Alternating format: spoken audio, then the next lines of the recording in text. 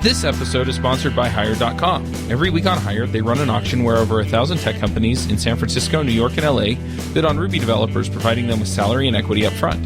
The average Ruby developer gets an average of 5 to 15 introductory offers and an average salary offer of $130,000 a year. Users can either accept an offer and go right into interviewing with the company or deny them without any continuing obligations.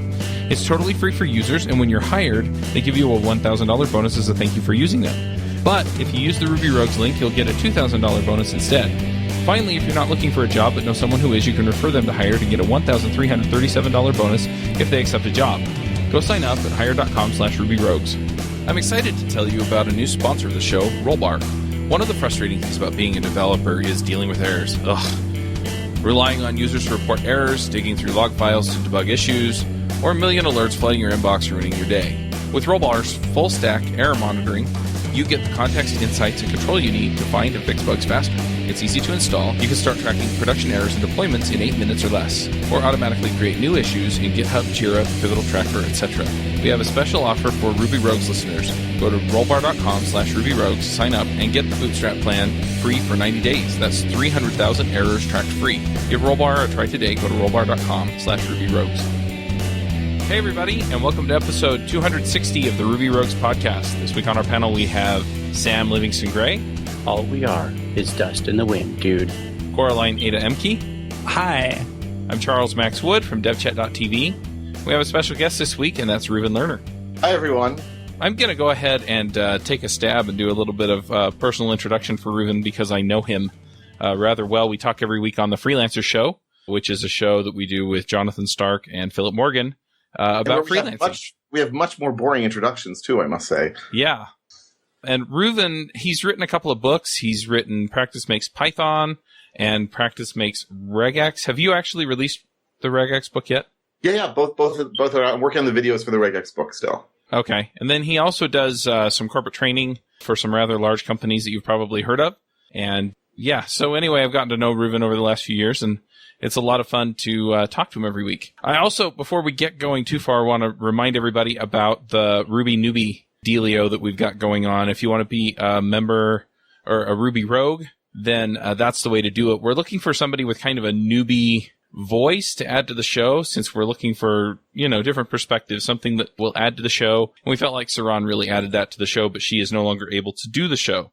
So if you're interested in that, go to rubyrogues.com/Ruby-newbie, newbie spelled N-U-B-Y, and that will give you a chance to kind of get the guidelines, and we're looking for you to submit a YouTube video that we can watch and put in a playlist, and then we'll bring the finalists onto the show, and then we'll choose somebody to join us. I met a lot of early career developers at RailsConf this past week, and I'm hopeful that some of them at least will apply, because I think there are some really amazing people who are just getting started in their Ruby careers, and it would be great to have their voices heard. Yeah, I have to agree. I wasn't at RailsConf, but just being out there in the community and having people, for example, call in and I do 15-minute chats with podcast listeners, and I've had a lot of new people call in. There are a lot of tremendous people out there who really do interesting stuff, even though they're really new. And so, yeah, don't let being new stop you. Please apply. So, Reuven, we're going to be talking today about training. And in particular, you've been doing this training in larger corporations. Do you want to briefly tell us how you got started with that? Yeah, so I've been a developer now for, more than 20 years, as my increasingly gray hair makes it clear. And I've been a consultant also for 20 years, since 1995. And at some point early on, my consulting clients started to say, well, it's really great that you can do this programming for us, but maybe you can show us how to do what you're doing. Can you give us a lecture? And so it started being like once a year, and then it was like twice a year. And then I started doing it more and more. And I did a PhD a few years ago. And when I came back to Israel after doing that, after doing the coursework, I decided to hook up with a training company here in Israel. And then it sort of started to be a real torrent. Lots and lots and lots of training, until I realized, well, we constantly give people advice on the Freelancer Show that they should find a niche and stick with it. I really enjoy it. There's tons of demand for it. It pays well. Why am I fighting this? Why am I still looking for development jobs? So I guess about a year and a half ago, I decided that the overwhelming majority of my time would be spent doing training. And I've been doing that. I still do some consulting and programming on the side for clients and elsewhere. But that's the bulk of what I do, and I haven't looked back, and I'm very happy with it. That's really cool. And I think I think a lot of times people get it in their heads that, oh, wow, I have to be like this massive guru in order to go do training. And it sounds like you just kind of made the decision and it kind of worked out that way. Yeah, look, the more you know, certainly the better, but that knowledge comes over time. And it's actually two kinds of knowledge. So I'll put on my PhD egghead hat here for a moment. So in the education biz, you talk about content knowledge, which means knowing the domain. And you talk about pedagogical content knowledge, which means knowing how to explain the domain. And these are two different skills. And so, I'll just like one of my favorite stories, when I was being interviewed for undergrad studies in the US. So the guy who was interviewing me told the story about how during World War II, all the senior professors were teaching undergrad introductory courses because all the junior professors were off in the army doing war stuff. And so the story is this senior math professor comes out, to the class. He says, does anyone have any questions about the homework? Like Intro Math 101. And someone says, yeah, could you do problem number 5? He says, and writes the answer on the blackboard. And the student's like, is there another way to do that? And he goes, and writes the same answer and says, but that way is harder, right? And we know plenty of professors who work that way because for them, it's so obvious how to get from A to B. And so part of training means not only knowing the subject well, but knowing how to break it down to the steps. And if I were to go back in time, even I would say 2-3 years and look at myself teaching, I'm sure I would be aghast at some of the gaps in what I was describing in training. And easily half to 2/3 of what I teach now is based on questions I get from my students who help me to fill in those gaps. I really wish that pedagogy was something that you could teach people like boot camp instructors. Oh my, yes. I've never been exposed to boot camp instructors, but my impression was they were good at this. I guess from the two of you, I'm learning that is not the case. It is, expertise is unevenly distributed. I was going to say, I think it depends on the boot camp and the instructor, but yeah. Mm-hmm. Definitely. I've seen some amazing people in boot camps, and I also know some people that I'm like, I'm not sure I would trust you with a code base, let alone students. So, there's a range. Yeah. I do think it's interesting, though. I mean, I remember having professors, and some of the professors explained things really, really well, and some of the professors didn't explain things really well, and some of the professors it didn't matter because after about 5 minutes of hearing them speak, I was asleep. And so, that's when it really, really matters, Chuck. It didn't matter how good they were because, oh my gosh, I can't stay awake. Wake up and suddenly World War II is over. Yeah, exactly. So it's interesting. How do you, it's one thing to be able to explain this stuff to students. And I think we can talk about how to run, a training session or, a few days of training. I'd also like to get into how you get in the door with some of these companies and do the training. But so you talked about pedagogy. I'm curious, though, are there particular techniques or particular ways that you approach teaching so that it makes sense to people? So I'm big on the whole idea of mental models. Like I'm big on if you understand how something works, then you can understand, first of all, the documentation that was written by the people who understand how it works and don't realize how to write for people who don't know how it works. But you can also then sort of play with it in different ways. So it's not like necessarily enough to know, oh, this is a string. Right? You want to know sort of how does a string work and what does it contain and what does it do quickly and what does it do slowly? And if you have a model of sort of how it works behind the scenes, I'm not at all talking about diving into the C code because believe me, I would be the last person to do that, but getting a sense of a good feel, an internalized feel for it. I often describe even learning programming languages as like learning a natural language, that it takes a lot of time and a lot of practice to internalize it. So you can talk about it until you're blue in the face, but it's only when they really sort of try things and fail and realize where they've got mistakes in their mental models and they need to fix them that things really happen. So having lots of exercises and demos and exercises that are sort of evil and purposely will trip them up if they are not thinking in the right way. So over time, my exercises have, I think, improved a lot because I see where it was too easy for people and I make it just a little bit of a sharper edge that the people who really get it will have no problem and the people who don't will have to get it. What's your feeling about pairing people up in exercises? I've taught some Ruby classes to beginning programmers. I find that some people seem to get it really quickly and others need a lot more work. And I've tried various things. I've tried having people work independently. I've tried letting them pair on their own, and I've tried deliberately pairing up a person who's struggling with someone who gets it. Do you have any opinions on what works best in a situation like that? So I've never tried deliberately pairing people up, like saying you are with you and you are with you. every so often someone raises it as a question. I'm like, oh, that's a really good idea. I should really try that. So that's a really good idea. I should really try that.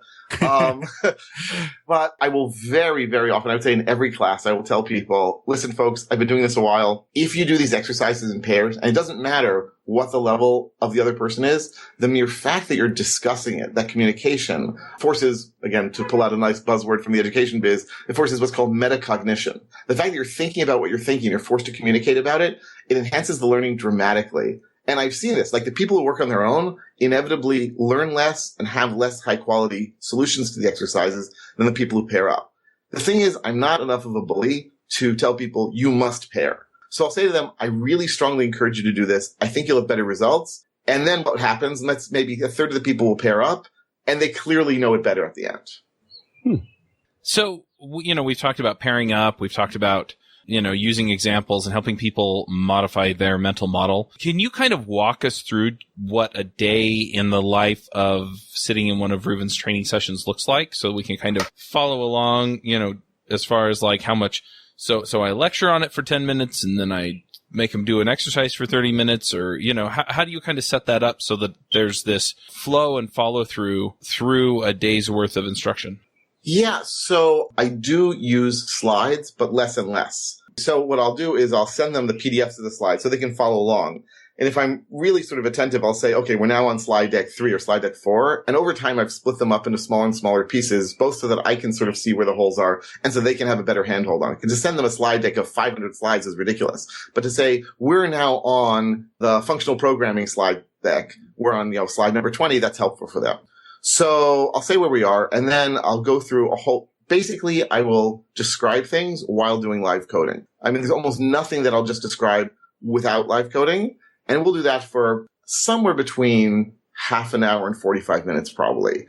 And I really try to encourage questions as much as possible. That's a very cultural thing. So in Israel, I don't have to encourage questions. People will attack me with questions or just attack me. Like that sort of comes with the territory. By contrast, when I teach in China, I really it's like pulling teeth sometimes. I really need to go all out to encourage them to ask me questions because culturally that's just not done.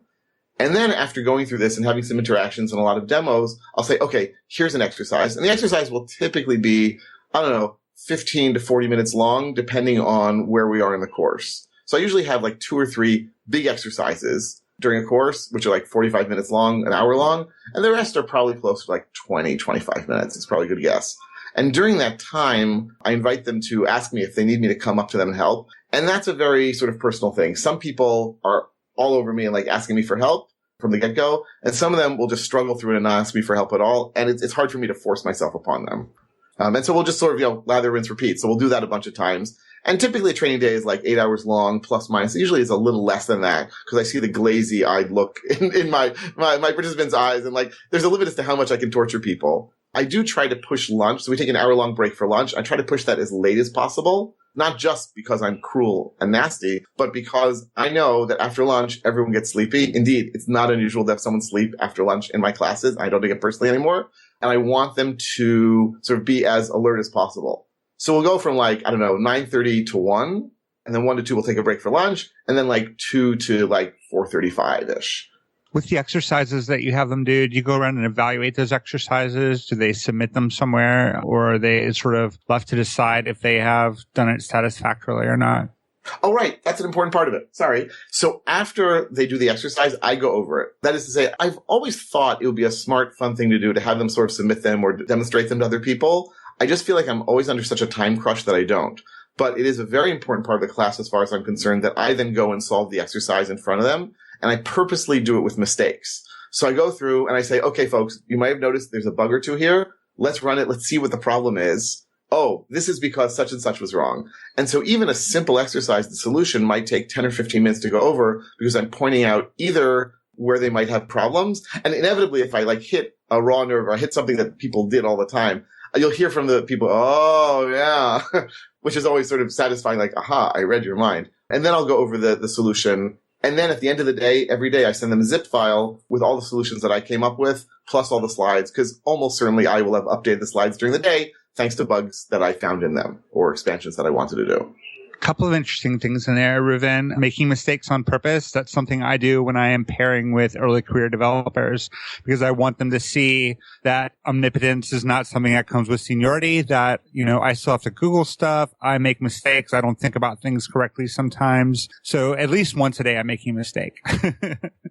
No, I make mistakes all the time. And I think being honest about that sort of thing is really important for setting people's expectations for themselves in a realistic manner. But one of the other things that came to mind when you were describing that process is with code, there's always more than one way to do it. So are you letting them know, like, this is Reuven's solution, but their other solutions are equally valid? Yeah, absolutely. I say, like, this is sort of like a solution. Sometimes I'll even solve it twice or three times so that they can see the sort of differences, and then we can evaluate them. So like in my intro Python class, for instance, I used to do an address book program. I mean, I do this in my Ruby classes also. I basically steal exercises from one language when I teach one and use in the other, because actually it's really easy to do that in most cases. So I have this address book program, and I used to say to them, I want you to choose whether to do it using like a list of lists or a list of dictionaries, which in the Ruby world would be, array of arrays or array of hashes. And I realized that was a mistake. Right. And now what I have them do is I have them solve it each way, because I want them to see the trade-offs, and I want them to get more fluency with each of the data structures and the complexities associated with them. And I found that has worked really, really well. So I no longer have to solve it twice for them. Like they solve it once and me solve it twice. Instead, they solve it twice, and I can go over it and then find some of the pitfalls as well in that way. Well, that's nice, because that way, maybe if they get to choose, they flip a coin, they get lucky, and they find the one that doesn't work as well. And I deliberately say that that's when they get lucky, because then they learn how how that thing falls down, right? So this way you guarantee that they're going to experience that, right? Right. Absolutely. Nice. I was also going to say that I like the idea of making mistakes on purpose, because it lets you demonstrate what to do with those weird error messages that come up, because that's often a very off-putting thing for newcomers, right? I think we could do an entire class on reading stack traces. Oh my, yes. That's the thing that I try to point out to you. So just today I taught a Git class, and over the last few days, I've been showing the people who participate in it that Git will tell you what to do. You just have to learn how to read the messages. Like, Git status is your best friend. Okay, maybe I'm weird for having that for best friend, but fine. But the thing is, you have to pay attention to status messages. You have to pay attention to error messages, because inevitably it makes sense in some way, somehow. And that's part of, again, sort of learning a language and absorbing its idiosyncrasies. It's figuring out, what does this message mean? What is it trying to tell me? And sometimes when the message is totally goofy, to understand why it's goofy or why it seems that way, what part of the language is acting in a strange way. Right. That's where the mental model, especially of Git, which you mentioned, comes in really handy. Like, I struggled for a year and a half, 2 years with Git before it finally clicked and I understood why it was telling me all those strange things. So right. you can get people over that in 3 days, right? Well, right. So the class started in one day. The Git class starts a one-day class. At the end of 8 very, very long hours, people were collapsing. So I said, okay, I think we need to make this a 2-day class. And the 2-day class actually works pretty well. And this one particular client then insisted I throw in some extra stuff. So then it became a 3-day class. But then for all sorts of corporate weirdness reasons, 2 people actually signed up. So I 3 days to teach 2 people Git. You can imagine we finished after lunch today. And that was with a lot of breaks. Right. Yeah. So I just want to point out, as we've talked about a lot of this stuff, there's no reason why you as a person in a company couldn't do this for the company you work for as well. And a lot of this stuff applies there. So you can gain expertise in some area that the company needs people trained in, and then you can go ahead and take the steps to do this for your own company and help your coworkers learn this stuff by putting on a workshop or doing a brown bag lunch or something like that. And all of the techniques that Reuven has shared so far will help you get this stuff across so that you can be more effective. You can also use that as a springboard for a public speaking career if that's what you're interested in. I started out with my Think Like a Git website. It started as a lunch and learn presentation for the 10 people that I worked with. And then it turned into an impromptu conference talk. And then from there, I was like, wait, maybe I can actually do this. And then I started actually submitting talks. So that's another path you can take, even if you aren't necessarily interested in training per se. Right. And companies they're always interested in people who can communicate well and communicate tough technical ideas clearly, because it seems to be a rare skill. I mean, I think it's something that obviously people have in different proportions, but it's something that you can work on. And so if you can communicate these ideas clearly, you will be in demand in your company and other companies, and you can then get sent to all sorts of conferences or just like apply, as Sam said. Definitely. So I kind of want to move a little bit into how do you get from sort of the person who's doing this kind of training in your own company or somebody, even if you feel a little bit new, how do you go from I know this stuff to I'm going to teach this stuff to other people and get into actually doing training at companies that are not the company you work for? So, well, look, the first thing is to start in your own company or maybe going to Meetup, start with something small and short where you also are guaranteed to get, shall we say, loving but constructive criticism. And so people will, attack you, but attack you nicely and say, hey, what about this and this and this? And they'll find holes both in your style and in what you're doing and will allow you to realize where you need to flesh things out. Where do you need a longer explanation? Where do you need a different analogy? I'm big on stories. So if I find a story that, it doesn't have to do with programming necessarily, a good story that will help people to understand what's going on, then I'm always on the lookout for those because I find that really does a great job of bridging the gap between the technical material and people's thought process. So, if you try it once, twice, and so forth, you'll see where the issues are, and then you can start trying to submit it.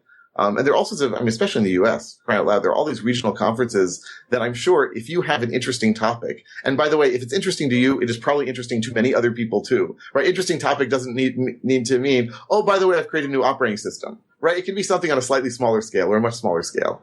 And so try it. Even if you have experience, it can take some time to put together a new course and to just get the right feel for it. So, I just started doing courses in data science and machine learning. And the second time was better than the first. And the first time was better than my practices at home.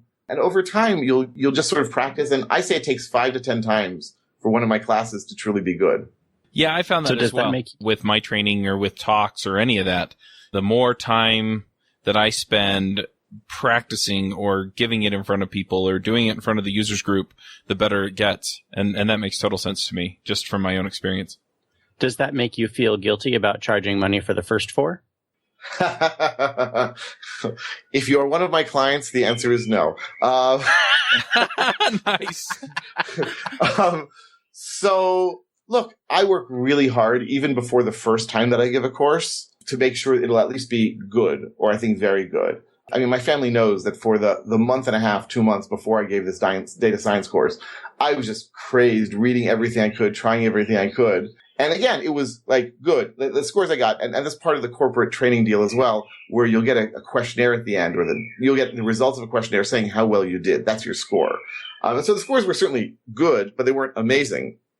But my client said, okay, this was a good start. Let's make it better for next time. So if you have nice clients, then they will be understanding. Again, I still think I gave them good value the first time, but I think I gave them better value the second time. But you know what? The first time I taught Ruby, the first time I taught Python, the first time I taught Git, looking back, oh my God, what was I thinking? Right? I didn't give them nearly as good value as I do now. So it's always going to be a process. It's always going to be improving. And that's just sort of the nature of the beast. Yeah, right? But you were doing the best that you could with what you had, and it was enough that they felt it was worth paying for. And that's really why I brought that up. Right. Yeah. Right. I just want to pile on this. A lot of my clients, I've done training for, I think, 2 companies over the last few years. So, not to the extent that Reuven has, but I've also done other kinds of consulting with companies, and I get better every time. But the thing is that the companies that are paying me are getting the outcome they want when I work for them. And so even though, they're not getting as much value as the next client that pays the same amount for the same consulting, they are getting their money's worth. They're getting that value out of it. And that's ultimately what makes me feel good about charging them for it. Absolutely, yeah. It doesn't have to be perfect either in your eyes or in their eyes for it to be worthwhile and to be worth paying for. I'm curious, what is the goal that most of these companies have going in when they're bringing you in as a trainer? Are they trying to get people an introduction to the topic? Are they trying to make them productive in a language, for example? Or what's the end goal for them? So in most cases, it's because they have adopted technology and they have developers who know that technology, who don't know that technology or don't know it well enough to work with it. And so they're looking for a speed boost, right? They're looking for, an accelerant to ensure that their people can get up to speed as fast as possible, faster than giving all of them books and videos and having them learn on their own. But sometimes, like some companies will sort of have an open marketplace for courses. And maybe they'll have an open marketplace for courses. And so people can sort of sign up for whatever they want. And then it's a combination of what the company needs and just trying to give a nice perk to their employees to keep them around. Like a professional development kind of situation, basically. Right. Like we want our people to stick around and we want them to be educated and we want them to learn as many technologies as possible. So we will either give them a budget or give them a number, like either a money budget or a day budget, or just need, ask their manager. And so they can sign up for more or less what they want, whether it's relevant to their immediate job or not. Now you have some sneaky people who will then say to me about the course, oh yeah, the reason I'm taking this course is I'm planning to leave in a month or two. And I want to be better on the job market by having such and such under my belt. So wow. It's not my place really to talk about the morality of that. It's nice that they fill up my classes, but clearly that's not the reason why these companies are pulling people in. Now, there's some companies also that will bring me in for training when they have new employees who know nothing about the subject and they need to bring them up to speed so they can be effective. So I had a job a couple of years back where the company was a .NET company, and they made a decision at the executive level to embrace open source. And as part of that, they wanted to rewrite everything in Ruby and Rails. So part of my job was like shifting the culture and shifting the technology, and a lot of that involved training a bunch of .NET developers in Ruby. And I had a lot of hostile learners. Have you had a situation where there are people at your training classes who just did not want to be there? Well, I have 3 kids, so I have experience with hostile learners. All right. That's the level of humor you get in my courses, folks.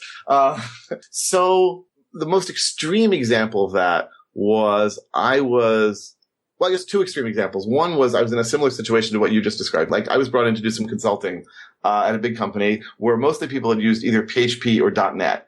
And they brought me in to train people and sort of accompany them as they moved to Rails. And there was incredible venom, not toward me, but toward the platform. And the senior vice president who had brought me in kept saying to them, listen, folks, you're not going to work for us forever. I'm giving you a gift here by teaching a new technology and a new ecosystem. It doesn't matter what it is. Like, this is big and you should appreciate it. And that went over like a lead balloon. But the other thing is like, right, like they still hated it. You'll eat your vegetables and like it. Right. I mean, the other thing is I had a guy in my intro Python class probably about a year or so ago where I opened my mouth and I more or less said, hi, I'm Reuven. Welcome to Intro to Python. And the guy said, what is this crap? What kind of language is this? I was like, what? And he said basically, like, this is a ridiculous kind of, ridiculous language and it doesn't mean anything and it's not worth anything. Anyway, it was great having being able to use him as a foil the entire time for my jokes and so forth. But by the end of the course, he was like, wow, this is really cool. I shouldn't have, thought about it that way before. So I felt somewhat vindicated. So my next question is, you've done training for some rather large companies. I don't know if you want to say on the air which ones. Sure. I'm happy to show off. Or make it clear that I'm a corporate slave. Sure. Yeah, I know you've done some for Cisco, for example. I'm not sure what other companies you have done it for, but how do you break into that market? Let's say that we have somebody on the show or somebody listening to the show that is thinking, I've been doing Ruby on Rails for a long time, or I've been dealing with PostgreSQL for a long time, and I know enough to go in and do some of this training. So if somebody needs help with geolocation in PostgreSQL or something like that, I could go in and I could do that workshop. How do they get in front of these companies so that those companies will hire them and say, come and teach our people how awesome this stuff is and how to do it so that we can make a ton more money? So look, your client in the training biz is not the student in your class. Clearly you want them to learn. Clearly you want them to enjoy. You want them to want to come back for additional courses. And you want them to give you a high score. But at the end of the day, the person who both hires and decides to keep you on is the training manager. And so that's your initial point of contact. That's the person you have to convince to hand over some of their budget and their time to you. And so I tend to not contact these companies so much as they contact me because I've got a lot of stuff online and I speak at conferences. So what will typically happen is I'll speak at a conference and someone will be there and say, oh, this might be an interesting guy to have come train us. And of course, I mention when I'm speaking at the conference that I do training, right? Don't assume that people will figure this out because they won't. And so some engineer will go to their boss or to the training manager and say, hey, I think we should bring this person in for training. So that's fantastic when you can do it. The other way to do it, though, is to call the training manager. And there are a few different sort of strategies for doing that. One is just to call them up and say, hey, I understand that you use such and such technology. I offer training in that. Can I talk to you about, do you have a need for that? Another way to do it, and this I attribute to Jonathan Stark on the Freelancer Show, like he suggested basically doing a survey, right? This is what he said that he suggests to his coachees, I guess, where he says, call up like 10 of them and say, I'm interested in getting into this market. And I'm interested in hearing from you what you're interested in, like in Ruby training, say. Can you give me 15 minutes of your time to tell me what you're looking for? And he says, most of them will ignore you. And 2, 3, 4 of them will actually give you answers. And then you have something that sort of what matches up with their needs. And then today, literally today at lunch, another trainer was telling me that he had heard another technique, which I thought was brilliant. Well, you call up the company and you do something similar, like tell me what your needs are. And you don't try to sell anything at all. And after like a few minutes of conversation, they'll probably say, oh, so what are you selling? And they will basically then be asking you, what can you give me? And you say, well, I happen to be offering this sort of course. But it's definitely a lot of sort of trying it from all angles. You want the engineers to sort of be suggesting in their company, we want training in X. Let's bring in an expert. Oh, we know that person Y is an expert. Bring them in. And you want them to be sort of funneling that to their training manager. But it's not bad to contact the training managers, and they're always looking for good training. They're always looking for it, and they have the budgets to spend. It's just a matter of like convincing them that you're the person to spend it on. So how do you find those people? I ask as somebody who's never even considered consulting, and I'm just curious about how that would work because I have no idea. So I'm actually thinking of doing this a bit. And so like I was actually talking to this other trainer today at lunch who had to be at the same company where I was. And I said to him, well, I'll just call up a bunch of the training managers. So if I call a company, right, they're going to have a directory of some sort. They're going to, like, if I call up the operator and say, hi, I'd like to speak with your head of training, right? Presumably there will be such a person. You could also try to use LinkedIn to find such a person. And their job is basically to match up trainers with trainees, right? And the trainees are in their company. And so they might very well say, we're not interested. Like, we don't use that technology, or we have someone teaching that already. But if you manage to get them sort of to talk for a bit, maybe you can find a niche. So I know that there's a company where I don't do Python training because there's someone else who's their guy. But they called me a few months ago and said, hey, could you give us training in data science? Because from their perspective, that's a wildly different thing, right? But I know it's training in Python. I mean, obviously it's a different use of the language, but yeah. So trying to offer something specific rather than general or generic might give you a leg up also trying to get in there. One thing that you mentioned was from Jonathan, that doing that survey. I'm just going to put a link in the show notes for a survey that I put out that's rather similar to what you were talking about. And basically, the questions are, it's like 3 questions, and then it's, can I contact you? The questions are, what's the single most important thing that we could cover or answer that would impact your career? This is for devchat.tv. The next one is, why would it make a difference in your life to get a good answer or discussion about the solution to that thing? And then the last one is how difficult has it been for you to find a good answer to that thing again to date? And the reason that you go there is because, again, all these people that you have reached to will give you the ideas that you need.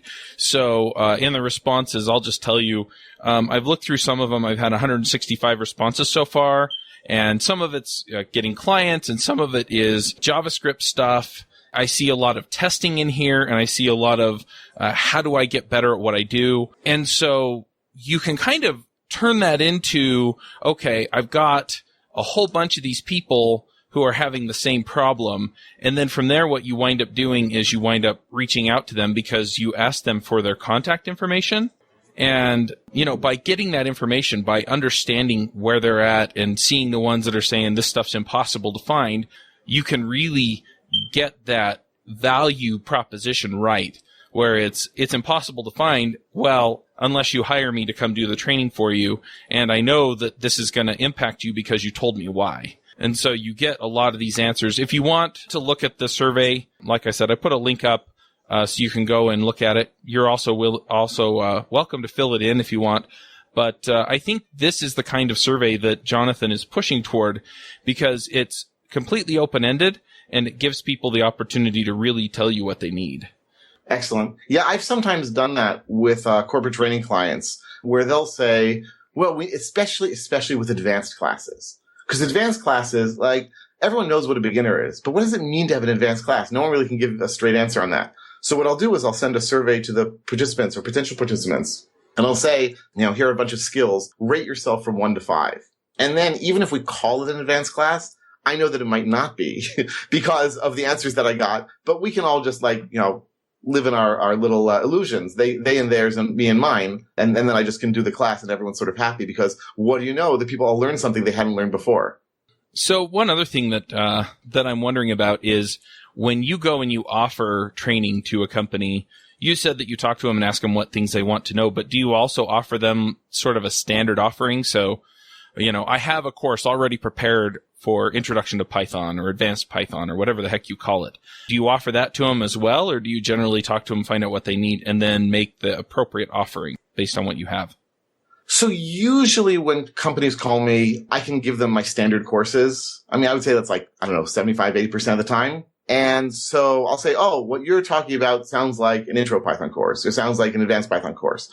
And sometimes they'll say, yeah, but we need something specific for this and this and this. And I'll say, oh, okay. Well, I happen to have a bunch of modules because I've modularized my slides from before, so I can swap things in and out as necessary. So, you want to talk about, less about functional programming and more about the, deep objects? Sure, let's do that. You want to talk about databases? Sure, let's do that. Where I'm bad at, and this, of course, indicates that I'm a good software developer, I hope, is I'm terrible at estimating time. So, if they say, well, how long will it take to do this subject? I'll be like, oh, that'll be 2 hours. And 3 hours in, I'm like, got that one wrong. But other than that, it seems to work okay. Well, I would imagine that the estimate varies by the class as well, right? Some people are going to ask more questions or be further ahead. Yeah, but if you're not off by a factor of at least 5, then you're not a real programmer. So first of all, the same class that I do in Israel in 4 days, I do in China in 3 days because they ask way fewer questions. And I don't necessarily think that's better educationally. I encourage people to interact and ask questions and so forth, but that's just the nature of the beast, right? That's just what I need to deal with. So fine. But yeah, sometimes you'll have more and less. And then sometimes I'll realize, okay, I've got to speed ahead on such and such a topic. But it's also true that from the classes, not only do they give me ideas as to what to teach and how to teach, but I get a sense of why people are coming, and then I can try to upsell their companies on either something more specific or something different. So I had a lot of people coming to my intro Python classes who were woefully unprepared, right? Because it's meant for people who know how to develop software already in another language. So if and so most of them would come in knowing C, C++, Java, .NET, C# and so forth. And then you have the handful of people who had never programmed before, or who had done some shell scripting, and they were amazingly lost. So I went to one of my clients and said, how would you like to have a class in Python for non-programmers? And I think I was the first person in their training history to suggest a programming class for non-programmers. So this is the ultimate upsell. And they were like, great, sure, go for it. And so far, right, the first time I did it, I put in way too much. It was way too hard. Not what I wanted. Second time better. Third time, great. So, each time it keeps improving. I'm really curious, Reuven, you talked about the cultural differences between the students in Israel versus the students in China. Do you notice the same sort of differences among gender lines? Not so much in China. Look, I'll tell you, first of all, in Israel, it's sad but true. The number of women in high tech is similar, I think, to what I've seen in Europe and the US, which is much, much lower, right? It's a clear gender imbalance. And in China, that does not exist at all. It's clearly 50-50 or close to it. So that, I think, is, first of all, a positive thing, that culturally they're encouraging, everyone to go into high tech. But I don't think that there's a difference in terms of the interactions there. Maybe, if I had to guess, I'd say it's probably females ask more questions, but that's just a gut instinct. I'm not sure if it's necessarily true. I found the opposite to be true in mixed gender training or learning situations where women are more hesitant to ask questions because they don't want to appear dumb. But there are cues they give off when they are confused or need an answer to a question. And it's much different in an all-female learning environment as well, because the number of questions that I get goes up exponentially. Yeah, so my girls, I have 3 kids, 2 girls and a boy. My girls are 15 and 13, and they go to a single-sex school. And they clearly get a lot out of that because the girls there are all being told, be aggressive, ask questions, and do something. And my impression is basically single-sex education is better for girls and worse for boys. So we're joking about sending my boy there surreptitiously when he gets old enough. Look, I would say in Israel, at least, the culture is so strong in terms of asking questions and speaking out. It's also true that many of the women in high tech are Russian background, either born there or their parents were born there. And they tend to have a very sort of aggressive questioning culture. So that might be the reason for that, disparity. Those cultural differences are really fascinating to me. Yeah. It's been amazing to see. I'll chime in with one of the trainings that I did. There were probably, I would say, a quarter of the people in the training, I was teaching them how to test Rails, were women. And it was really interesting. I didn't want to single them out, but I did want to make sure that they were understanding things. And one of the things that I did while I was there was during the exercises, I would deliberately walk to each pair of people programming, because I'd have them pair up during their exercises and make sure that they were kind of getting it. And the reason was because, like you said, Coraline, I found that the men were much more likely to, raise their hand and ask a question than the women. And I don't know how much of that was conscious or subconscious, but by going around and making sure that I talked to each group that was working on the problem, I was able to answer any questions and help them get unstuck without having to single anybody out. And I think it comes down to having empathy as a teacher, honestly. Yeah. It's so important, like when someone asks a question, to take it seriously, right? They're not asking a question because they're asking a question because they want to know. They're not asking a question because they're dumb. They're not asking a question because they want to annoy people. And so, yes, realizing this is a good question, this is an important question, taking it seriously and being patient as you answer it is crucial. Yep. But yeah, I mean, it's definitely a cultural thing, and sometimes it's tricky. So any other bits of this that we should talk about before we go to picks? I'll just add that, people often think that I've got, the work that I do is somehow going to be boring, or how can you do that same course so many times? That was my question. Oh, and so first of all, I sometimes make the analogy to a one-person play, right? So like I'm going and I'm playing this character, I'm doing it again and again, and every night I have a different interpretation. But that's like a very simplistic sort of way of thinking about it. I really love the look of excitement and joy on people's faces when they get it. When like, wow, I've written this software and I understand how it works, and I now am coming out with greater skills.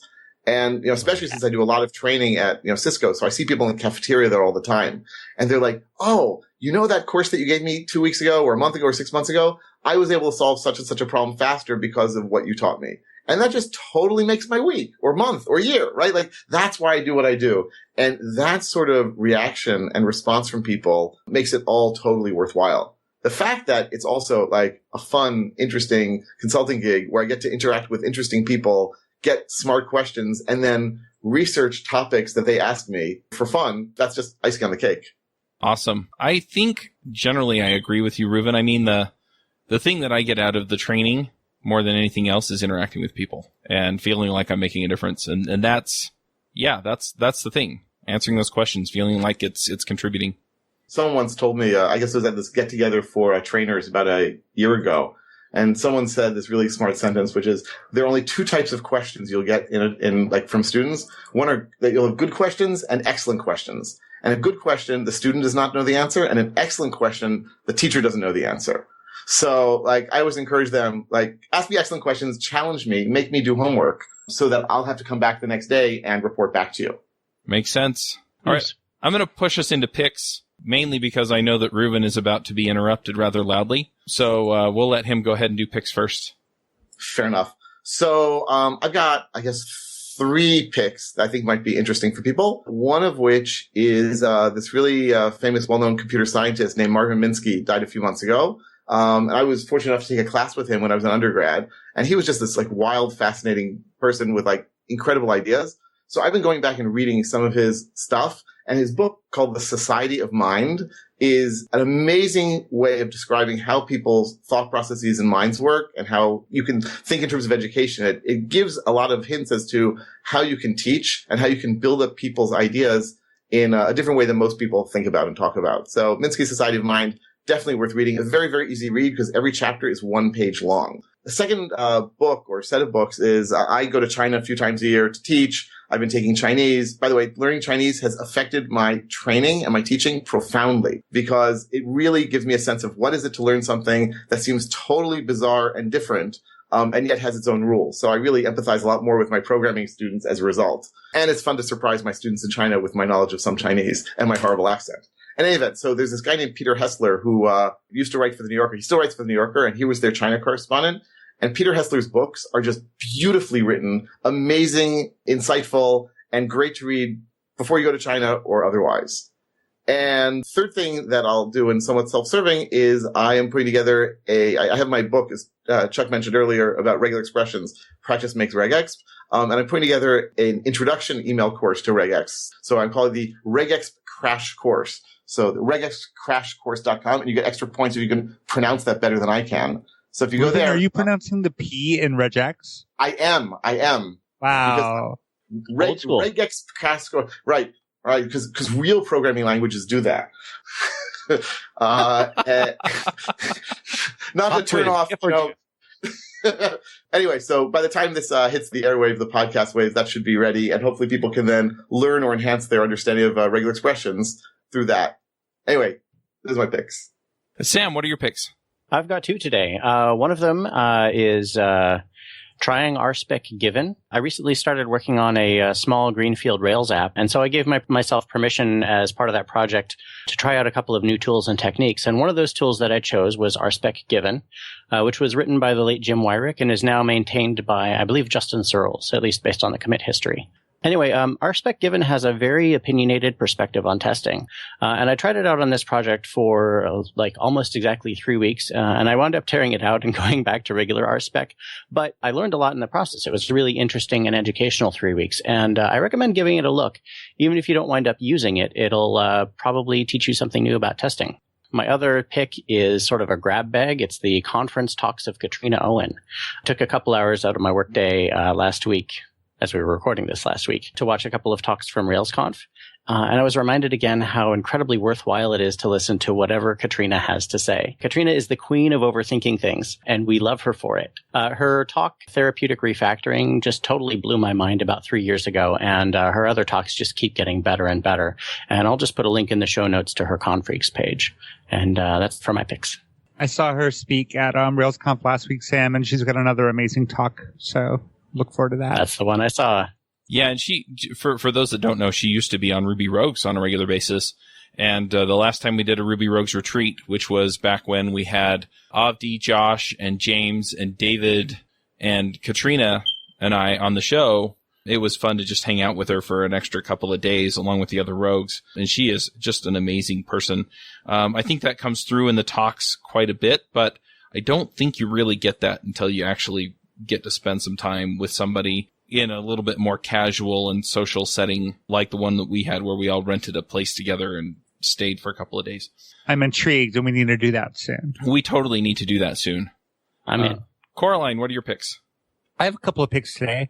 I should warn you that next week, when the videos start emerging, hopefully next week, I'll have a lot of picks from RailsConf. It was an excellent conference. But I was recently talking to the maintainer of Hoodie HQ, rather large open source project, and he told me about a project developed by Finn Pauls in Berlin. It's a simple node application you install via NPM. It's called GitHub Shoutouts. For now, it only works for organizations, but the way it works is you create a GitHub token and you export it. Then you run GitHub Shoutouts with your organization name. And for every person who has contributed in some way to that organization's repositories, it generates a shoutout. So, for example, Charlotte worked on 7 repositories, all-time total 62 merge PRs. She landed this PR, merged 3 pull requests, reviewed 3 pull requests, and commented 11 times. So I'm not a fan of the GitHub activity graph. It's something that I will be working on changing in my capacity at GitHub now. I'd like to see other kinds of non-contributions to open source projects celebrated and lauded as much as code contributions. And I think GitHub Shoutouts is a great step in that direction. So there's that.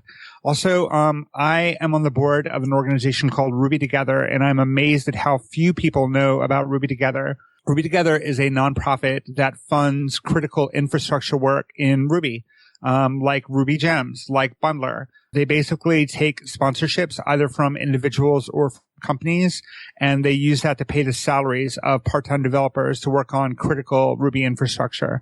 There is an individual participator level that you can sign up for, and if your company is dependent on Ruby, please talk to them about supporting the things that keep the Ruby ecosystem alive and kicking. So Ruby Together is my second pick. Yeah, and just to put a shout out in Ruby Together, we did an episode on, looks like Sam found the link, So yeah, go check that out as well. I've got a couple of picks. I'm really sorry for the smoke alarm chirping. I didn't realize that it was an issue until this morning. And then I replaced it with, I think, another dead battery. So I'm probably going to run out before Freelancer Show and get a new battery because I don't think we have any more here. But anyway, real quick, I'm going to do a pick for Ruby Remote Conf, which is going to be held June. Oh, now I don't have the dates in front of me. It's at the end of June. I think it's like the 22nd through the 24th. And you can go find the details at rubyremoteconf.com. But we have confirmed speakers, some of whom you've probably heard of. Sarah May, Phil Spittler, Justin Collins, Marcus Blankenship, all of whom have been on the show. Dan Chandler, I'm not sure if he's been on, or Ryan Francis. And we're working on getting a few more folks.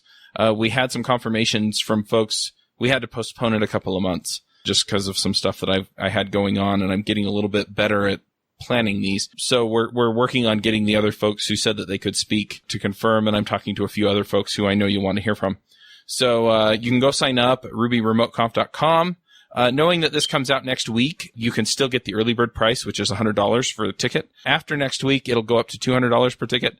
So I recommend you get it there. If you use the code RubyRogues, all one word, that'll get you another 20% off. So anyway, I'm going to just put that out there. One other pick that I have, and I just got this from my wife. She doesn't know yet. She was complaining about the fitness tracker that she had. It's just not working for her. It's not tracking as well as she wants it to. So I just got her a Fitbit, the Fitbit One, which is super cool. I love Fitbit stuff anyway. So I'm going to go ahead and pick the Fitbit One. And I think that's it for picks. So we'll go ahead and wrap this up. Reuven, if people want to find out what you're up to or, buy your books or whatever, what's the best place to go do that? So if they go to my main website at lerner.co.il, that's lerner.co.il, that has links to books, blog, webinars, all that other stuff. I announce my webinars on my blog and on my newsletter. I also do a site called dailytechvideo.com, which is, strangely enough, a new video about technology every day. Although it's a little bit on hiatus now because I'm finishing up the regular Expression book. And I welcome suggestions for new videos. Anyway, I look forward to hearing from people from this podcast. I've been listening for a long time, and it's super exciting for me to be on it. All right, well, we'll go ahead and wrap this up. Thanks for coming, Reuven. We'll catch you all next week. Bandwidth for this segment is provided by CacheFly, the world's fastest CDN.